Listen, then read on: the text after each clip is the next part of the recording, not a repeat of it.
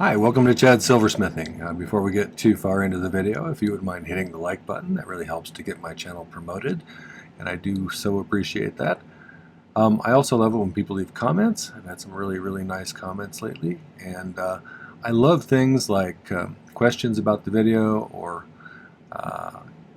if you have a suggestion for a video, or if you want to tell me your silversmithing journey, or any of that kind of stuff is great. I love to hear that. So thank you for all the nice comments of late. So sometimes on when I'm doing these Friday night videos that I put out on Saturday, I'll do something kind of simple. And this one's relatively simple, but it's got 3 stones, so I have to make 3 bezels for it. So I made 2 in advance just to save some time. And it's kind of going to be sort of geometric in a circle, like framed by a circle. And it's going to be a little pendant. I picked out a peridot, a garnet, and a little aquamarine, and they're all angular stones. 2 of them are rectangles and one's a square. And I think it'll make for kind of a cool thing. Color matching is not my strongest suit, so we'll see if these come out looking okay together. I do not have an innate sense of style or colors, so you'll have to tell me if you think the colors look good together or not. Either way, before we start, I want to thank some groups of people. My patrons over on Patreon are my core group of supporters, and they are a wonderful, amazing group of people who are very talented and are very open and nice. So thank you for being that way. Thank you for all of your support. The other group is my YouTube subscribers, who I just mentioned earlier, and some of the nice comments that you leave. Thank you for that. Thank you for following me. And I think we just passed 19,900, so we're almost at 20,000. That's amazing. Thank you for that, and thank you for all of the little financial contributions, like the Buy Me a Coffees and the Super Thanks. Those things really help a lot. So, all right, well, let's get started on this pendant. So this is one of my design idea sketchbooks that you can get on my merch store. I use them to keep track of my projects in. And I think they're super useful. I started doing this when I started doing the channel, and several times I've had to go back and figure out how I did something in the past because I didn't remember. But it's a great way to keep a record of what you've done. And oh, they also have some useful charts on the back. This one's fractions of an inch to decimals to millimeters. I use that one a lot because I was raised using non-metric units, and so it helps me to figure out and start to get to know the metric system better in my head. So here's what I had in mind for tonight. I wanted to do something angular, and after I drew this up with the little frame around some vertical and horizontal 90-degree angled pieces with some stones set in it, we were looking at some similar art to it, and it reminded me of, I don't know if I'm going to say this right or not, Patron, whose art I've seen before, but I didn't remember his name. Big bold colors and very angular 90-degree kind of angled paintings. So it sort of reminds me of that a little bit. But I picked out some pretty stones.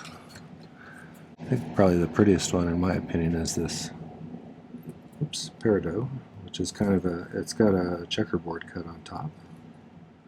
And it's sort of a cushiony square, almost a cushion. It's not really rounded on the sides. I call it a rounded corner square, I guess. I got this little, and that's a 6x6, I think. This is a 4x6 little garnet, kind of emerald cut. And got a little aquamarine the same size, or pretty close to the same size. That one's going to go there vertically like that. So we'll make. I made a bezel for, which ones did I do? This one and this one. So I will go ahead and make a bezel for this one in front of the camera, so you can see how I do step bezels for faceted stones. And then we'll start building the piece here. I'm going to use. I found some little 10 gauge half round, and I'm going to use it for the outer ring here with the rounded side pointing out. Probably just use some 16 gauge round if I can find a little piece to make a ring for the bail. I'm not sure which kind of bail I'm going to do. I probably won't even show that on camera. I'll just direct you to, why don't I just direct you right now to some standard kind of bails that I use. And that's a good video to check out if you're interested. I have a number of different bail videos. If you go back through my playlists, I periodically will come up with some different kinds of bails and show you how to make them. And that's one way to change up your pieces, is to give them, you know, if you use the same bail on everything, they all kind of start to look the same. So it's nice to change things up once in a while. So yeah, so garnet, peridot, aquamarine. These inner wires are going to be 16 gauge square wire. I think that's about it. The bezel, I'm going to use some 26 gauge 3/16, which is 4.76 by 0.41 millimeters, if I recall.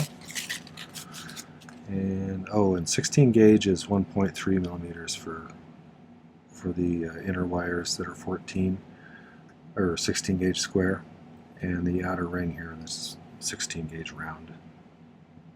Okay. Let's make a bezel for the garnet, and I'll set these other ones in here. You can make step bezels in a bunch of different ways. I do it one way, and I think it's pretty easy to do. It's not the only way to do it. You can even buy pre-made step bezels, or a step bezel that's a strip like this that has a little step in it. I've honestly never tried that. I probably should buy some of that sometime and see how it works, but I just use some 18 gauge round wire as a little ring on the inside. In this case, it'll be a little rectangle on the inside. And I'm going to do it 2 levels high to raise the stone up as high as I want it to be. And then we'll file the bezel down to the correct height for what I want it to be. So, trying to do a better job of not putting my hands in the way of what's going on. Sometimes I get into what I'm doing and I kind of lose myself and forget that I'm filming, and that I've put myself on a schedule to produce them pretty regularly, so I can't get too far behind. Okay, so you never want to end these on a corner on a stone like this. You'll notice I have it flipped over on its top where it's got kind of a flat table facet. It's easier to do a bezel for a faceted stone if you tip it upside down like that, for me anyway. But I want the solder joint to be somewhere on the long side there, so I'm going to pre-make a little bend here, all the way down.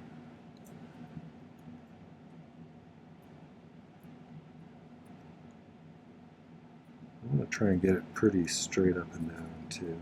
I have a tendency when I'm using these chain nose pliers to do it a little bit crooked, but I could use my square nose pliers, or my flat nose pliers, I mean.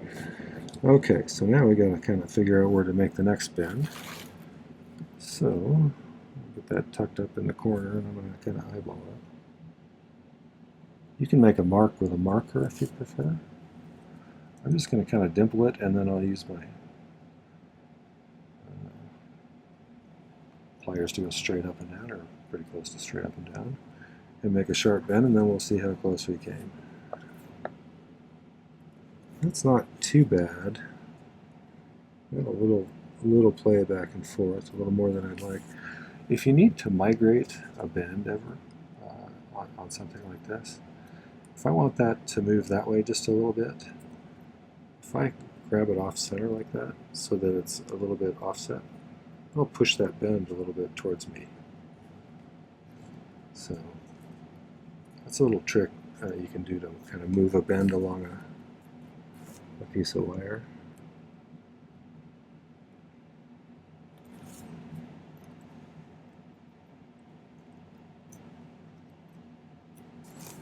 I think we're pretty close. Yeah. Okay, so now try and do the next one.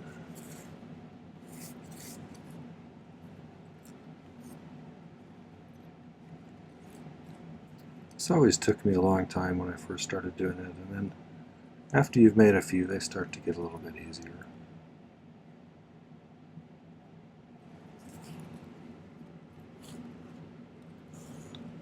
The round and oval ones are relatively easy too. A little bit easier than angular ones like this.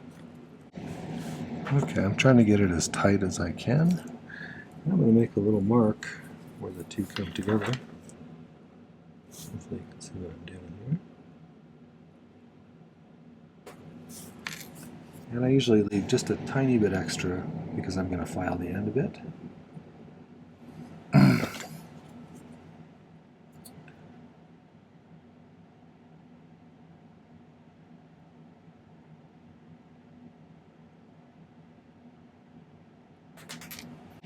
Somebody asked recently about me maybe doing an overhead angle. And I did that at the very beginning, but the problem is I forget about it and I lean forward all the time and cover up what I'm doing. So I'm a little less likely to lean in front of the kind of slanted down side view camera here. So I apologize for that, but it saves you having to look at the little kind of thin spot on the top of my head.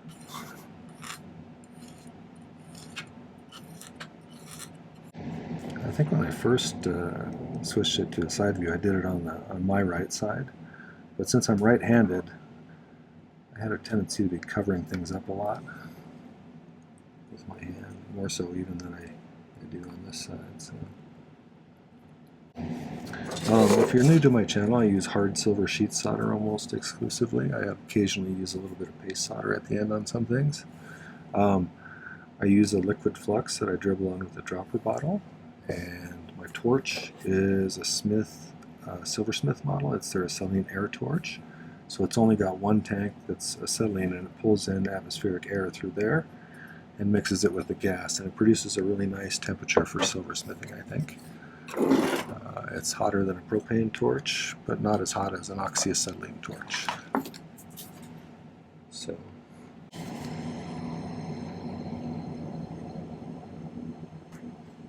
Excuse me, they're not a sponsor of me, although they should be.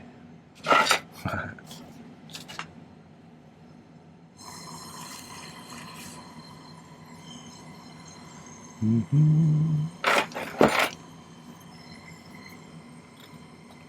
I'm going to grab a little bit of solder here, put it on top.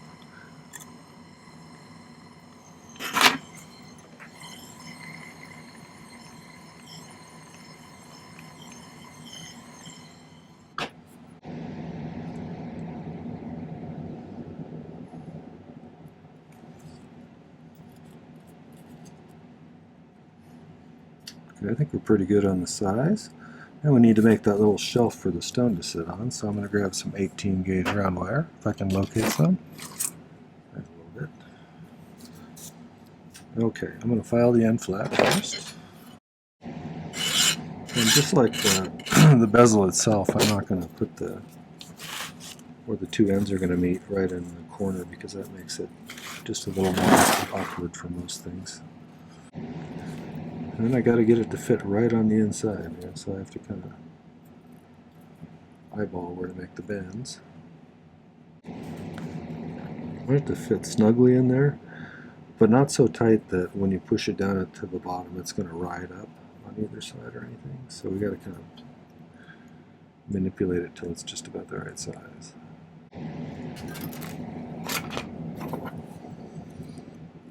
I had those a little offset so I could put one underneath the other one to get a tighter fit. So I need to flatten those back out.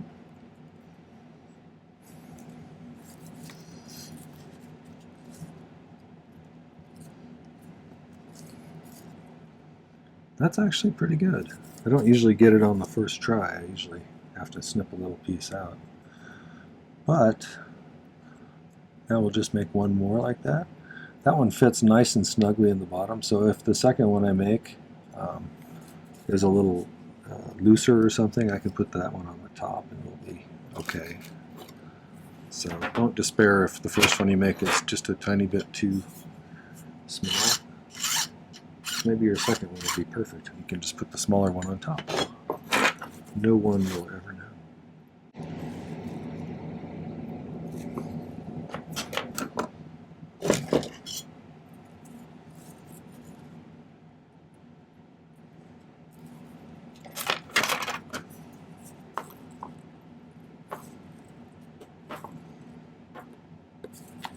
It's important that you get them both to sit flat, one on top of the other. So make sure they're, before you do what I just did, make sure there's no waviness to them when you look at them from the side, and they're all in a single plane. Otherwise, you'll have a platform that your stone won't sit on very nicely because it won't be very flat. Okay. I'm just going to flux this, and I'm actually going to set the bezel on top of a couple of pieces of this, pretty good sized chunks. So let's get that fluxed.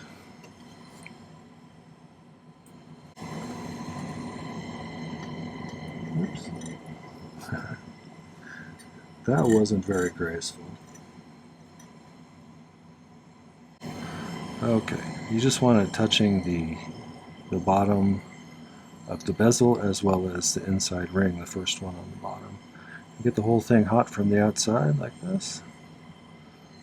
You know, kind of pointed at the base just like you would a regular bezel until that flows up in there. Then we'll cool it off and take a look. If we need to add a little more because it didn't flow all the way around or something, we can do that.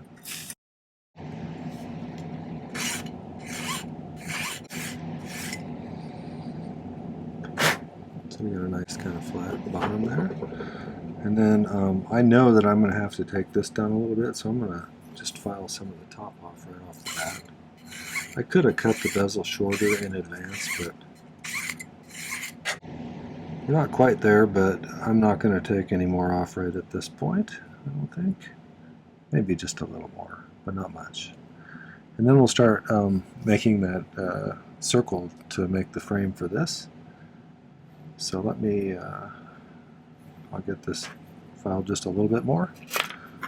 I'll be right back. Okay, so I cut a piece that was just the same size as this. I just wrapped it around a ring mandrel and then kind of laid it over the top. And now I'm going to solder it closed. And then we'll get it nice and round, and then we'll start adding the components in the middle. One of the things I do that I haven't talked about yet is I do pick soldering, and that's where I pick up a little bit of solder on the end of my soldering pick, which is a little piece of titanium, and heat the piece up to the right temperature after it's been fluxed, and then touch it where I want it to go. It's a really useful technique to learn, so if you're interested, I have a video about it up there. You should check out the video. It kind of took me to a different level of abilities when I started doing that. So it's not appropriate for every situation, but I use it all the time. So I'll show you how it works, but oopsie. Okay, so I'll just pick up a little bit of solder here.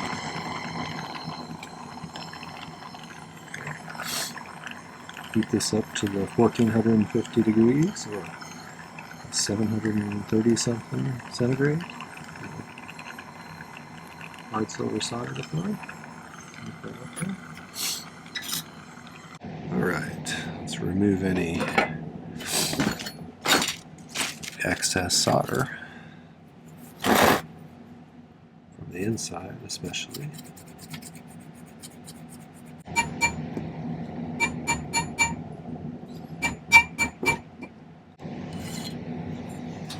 That's pretty good.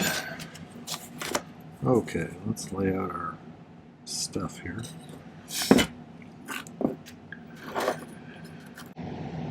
Not worried about that. Then I think the easiest way to probably do this is, so this one needs two wires coming out of the center of its side of its bezel. This one needs one coming out of the end of each of the long sides, and then one central coming straight down from that.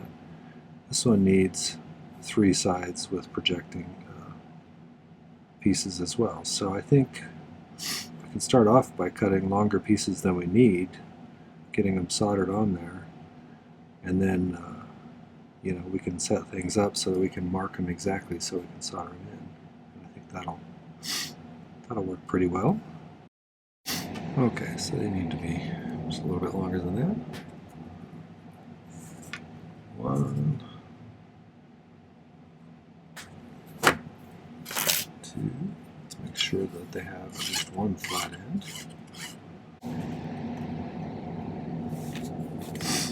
And try and get these pretty centered.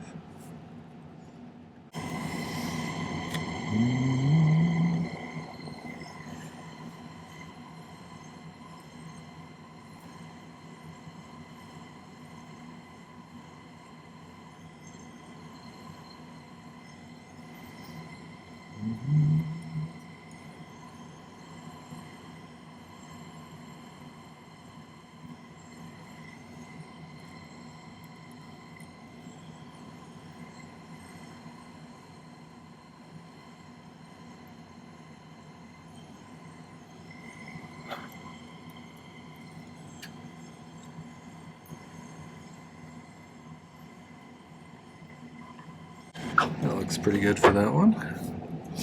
What else do we need on there? We need a little one coming up from there as well, and one going down from there. So let's cool it off.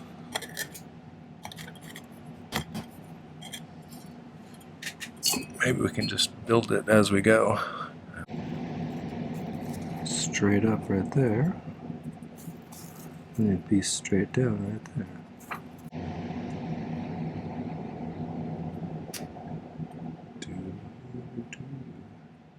This is kind of like one of the ones I did quite a while ago that kind of was inspired by Frank Lloyd Wright. If you want to see that one, it was a bracelet. I really liked that one. I think my wife snagged it. It's got garnets and smoky quartz and copper and brass and silver. So it's kind of an interesting piece.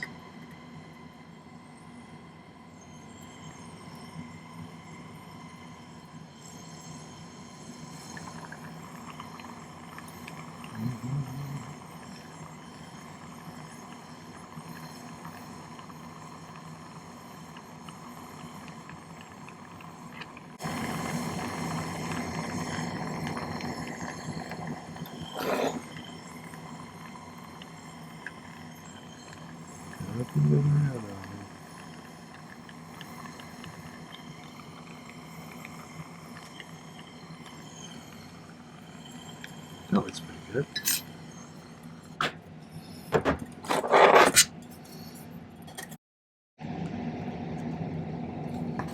So I think maybe next I'll solder a long one here and a long one here, so I'll need to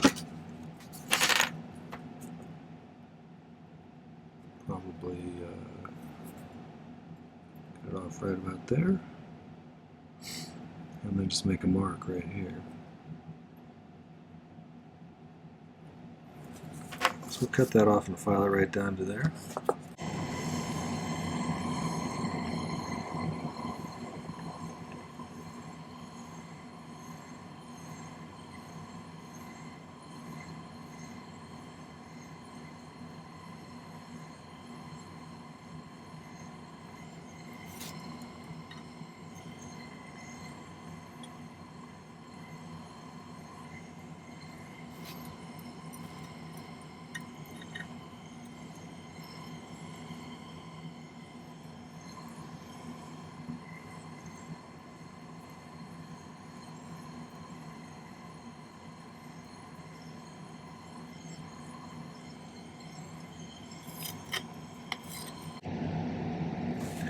So something I do sometimes is if I want to figure out where,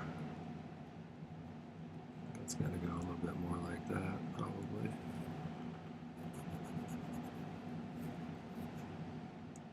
So I think what I'll do is I'll make a little scratch where that crosses over there. Supposing I can lay my hands back on one of those T-pins that I have.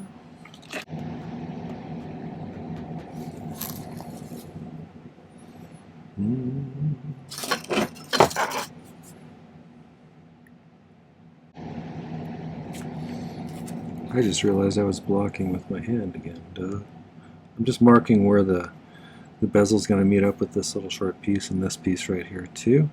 And I'm going to cut that off and then cut this off. And I'm also going to solder something to the other bezel on the other side too. So that's, might as well preemptively do that. Oops. Sometimes I struggle with the composition of things like this. I want to make sure it's pleasing to the eye. And I don't have much formal art training, so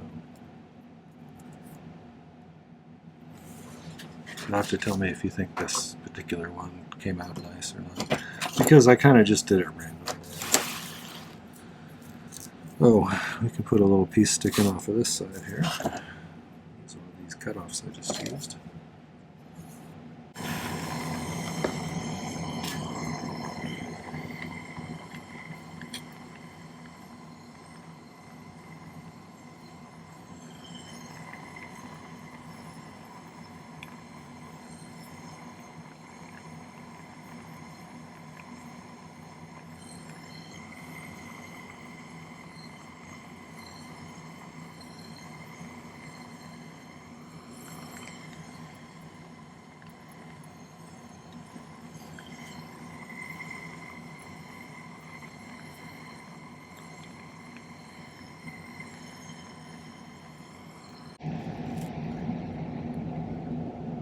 That's looking pretty good. Should we solder those two together? I think maybe we should. Make sure this is nice and flat.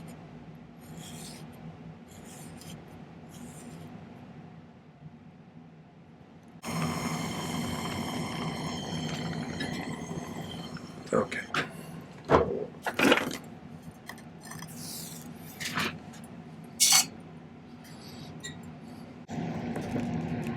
This is definitely giving me a mid-century modern vibe, I think, because of the angular shapes and the kind of lattice-like design here.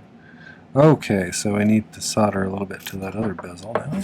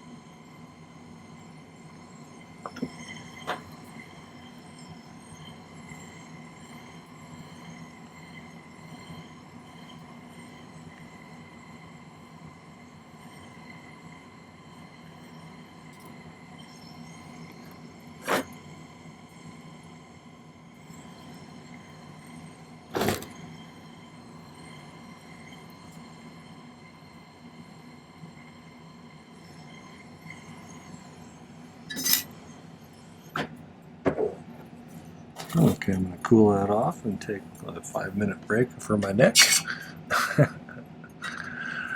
I'll be right back. I went ahead and soldered on that 16 gauge jump ring I was going to do because I thought it might help me to keep things kind of lined up when I marked this. And I did the thing I did earlier with the marker on the lower piece here, and then I'm going to use a T-pin so I have it lined up how I want it to be.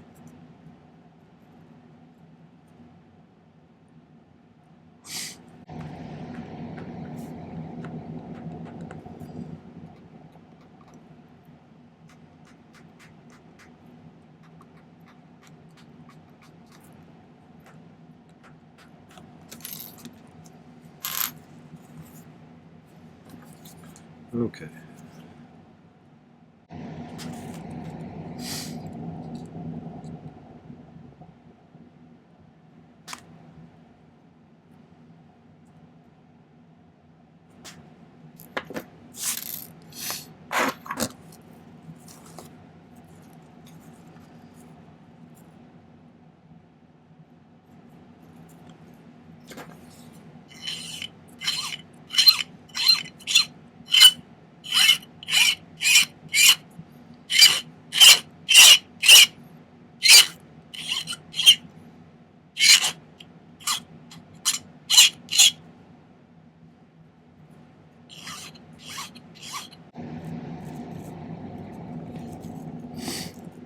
That's pretty good, I think.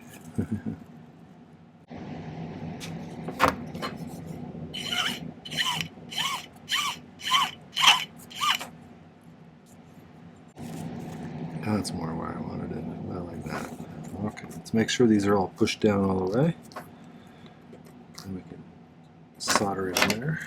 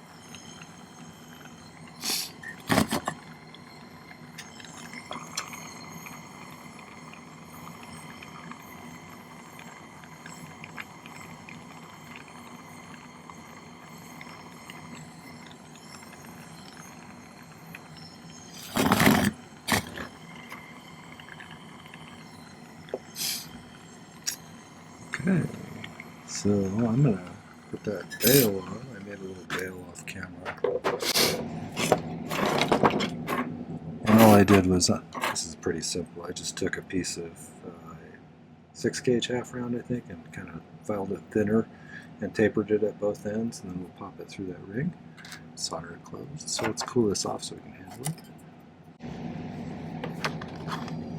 Okay, so I'm just going to pick a little bit of solder right there.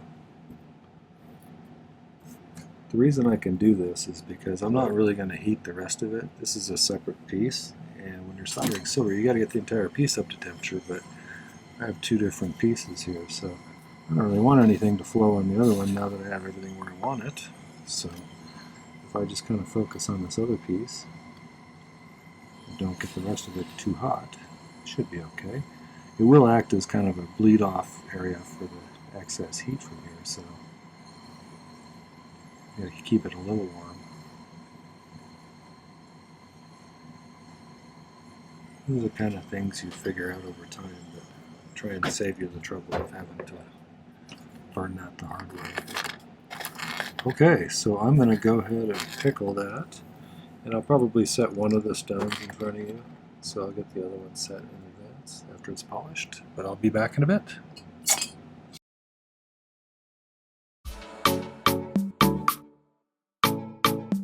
Okay, a couple of things I did after I polished it. Because this is recessed and I figure it'll stay that way, I did a little bit of texturing with just a diamond burr, and I might take a piece of rough sandpaper and kind of try and get that a little more symmetrical inset there. I set the first 2 stones and I filed this down to about the right height. One thing I do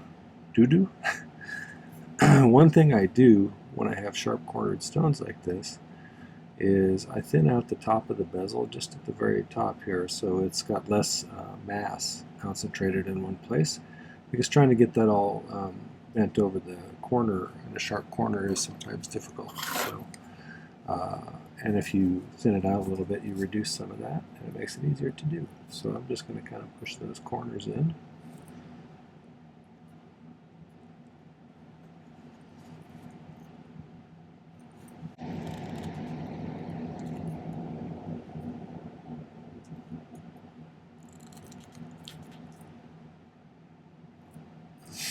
Last stage is called burnishing, and I use this part. And I'm just going to kind of rub that top edge where the stone and the bezel meet. Kind of push it up against there.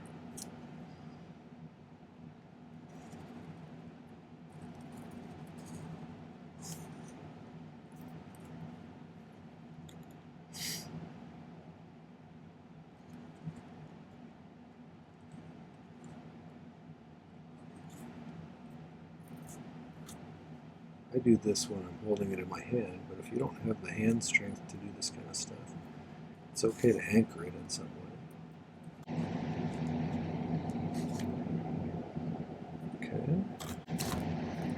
So we'll get that cleaned up and get some better pictures and put them at the end.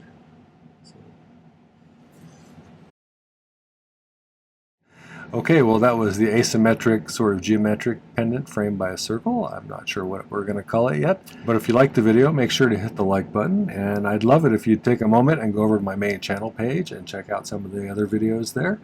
I do 3 a week, and I've been doing so for about 3 years, and so there's quite a bit of content over there. You're almost certain to find something else you like. So check them out, subscribe to my channel, tell your friends.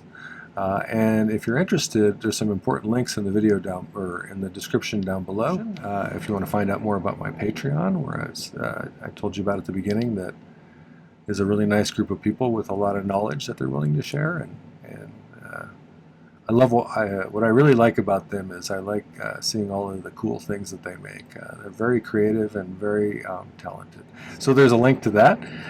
There's a link if you want to check out one of my ebooks. I just did the 2024 version, which is a guide to all of the tutorials I did last year, of which there were, I think, 170 plus. So there's a page for each one and a link to the video, as well as additional information about the project, including a description of the materials, kind of what level I thought it was, some additional things I thought about the project, whether I thought it was a tricky one, or whether I would do something different if I did it again, or just any kind of specialized instruction that you might have missed on the video. So if you're interested, it's a great way to have a whole bunch of projects right at your fingertips, as well as a great way to support my channel. So thank you for doing that in advance if you do that. There's also a link to my merch store if you just want to get yourself one of those nice notebooks that I keep track of all my projects in. I find those super useful and a handy reference for when I want to remember how I did something. So, all right, well, thanks for watching. Take care. Happy silversmithing.